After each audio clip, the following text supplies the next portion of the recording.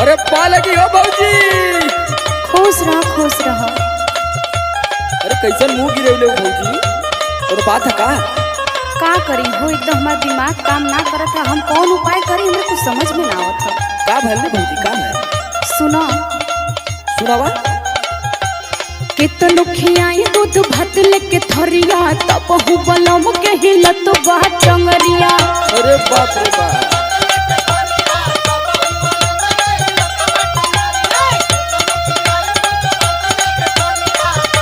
यही के लेके टेंशन में तू भौजी।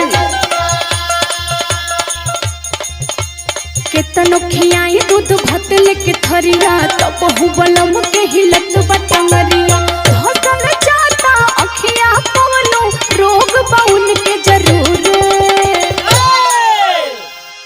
अरे कौनो रोग फोग ना भौजी। तब कहा सुन देख, हम बताओ थी का भइल उनके। बतावा। कि फायदा करी रोटिया झूरे, खाली सूतल कहरा दूरे।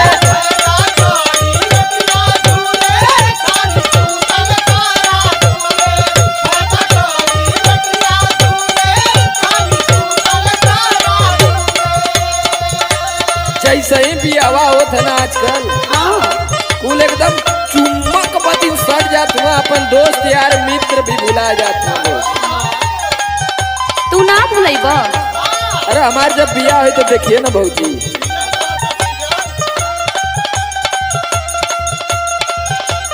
और देख बताओ थी भौजी, आजकल के लोगन का का स्थिति है मेहरारू पौले के बाद। का हो बताओ। लाई सुना, बताओ थी कि काहे ऐसन होत है। बतावा बतावा। पवले में हरिया गोरी, कैले खूब जोरा जोरी, हो गइल भीतरे भीतर भौजी इनके कमजोरी।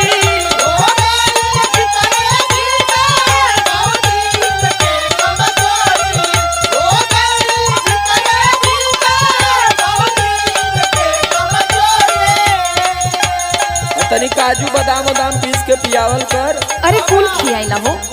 घी मंगवा ले लोग भैया के हमसे, और उनके कुछ भैल वैल ना है। सुन सुनावा। पवले में हरिया गोरी, कैले खूब जोरा जोरी, हो गइल भीतरे भीतर भौजी इनके कमजोरी। कहली नहीं हर जाए जब जब लगले हमके घूरे। इनके का कौन जानत हुआ। अरे तो घूरे लगना तो दूरे तो तुम तो से यो तो देखा अपन शरीरिया कटावे लायक भैल हुए। सुन भौजी, बस एक काम कैल कर तू का। कि फायदा करी रोटिया झूरे, खाली सूतल कहरा दूरे।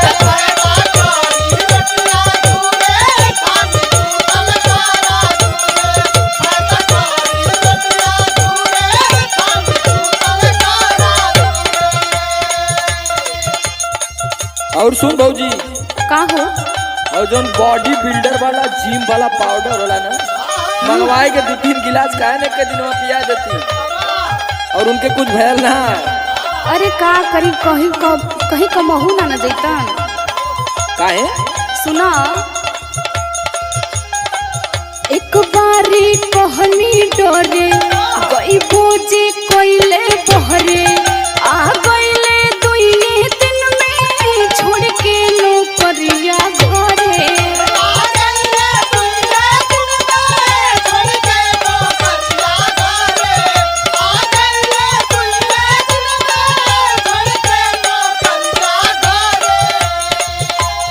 अरे तहू तो लाशा मतीन सटैले रहली हरदम, तो का करिए।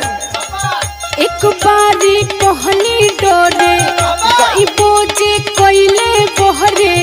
आ गइले दुइये दिन में छोड़ के नौकरिया घरे। समर आलोक दवाए कर बोलल होई जरूर। एक देख बीएचयू में भी रिसर्च चलत, आज तक दवाई बन ना पाई। एक अलग प्रकार का रोग है जौने का नाम डिनोस्टिक है। खाली जितना बताओ तो उतना करिए। यह रोगवा अमृतलाल यादव भैया के भी रहल, हम ही इलाज कैनी उनकर। फायदा करी रोटिया झूरे खाली सूतल